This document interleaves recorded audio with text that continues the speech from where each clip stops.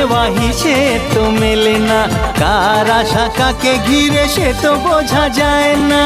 হিসেবের গোলমাল হলে হবে না যে হাল, বুঝে নাও কাকে কে যে চায়।